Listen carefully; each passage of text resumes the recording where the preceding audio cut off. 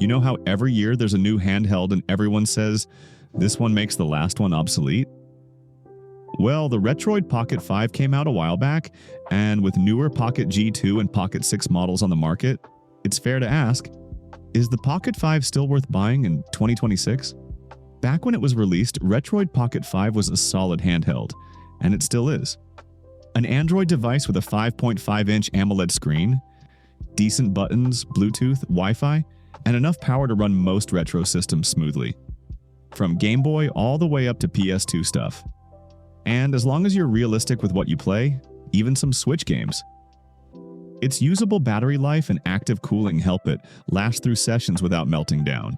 The Retroid Pocket G2 has a more modern processor and noticeably better performance, while the Pocket 6 brings a faster chip and a 120Hz screen for stronger future-proofing. But in everyday use, not everyone will going to use that extra power unless you're regularly pushing the limits with PC and PS3 emulation. With the Pocket 5, you still get real, playable performance for hundreds of classic titles. One of the biggest reasons it's still worth considering is price. The Pocket 5 has dropped down in price this year, especially during sales.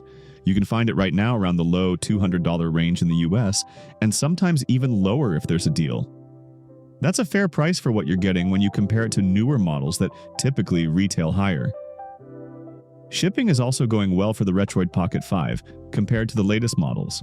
Pocket 5 units are generally ready to ship right now, with most color options listed as in stock on Retroid's delivery dashboard, meaning new orders should start moving out fairly quickly.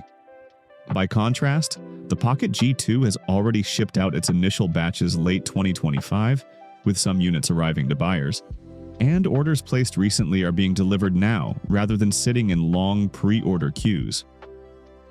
The Pocket 6, on the other hand, is still mostly a pre-order product in early 2026. The first batch has been shipping since January, but a bigger second batch currently open won't begin delivery until around March 2026, and there isn't clear wide open stock yet.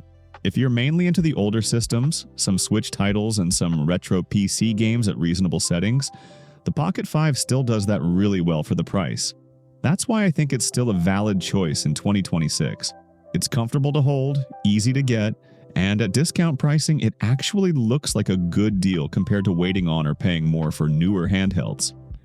If your goal is to push the absolute highest performance in a mid-range budget, Retroid Pocket G2 or Retroid Pocket 6 will give you breathing room you won't get with the Pocket 5.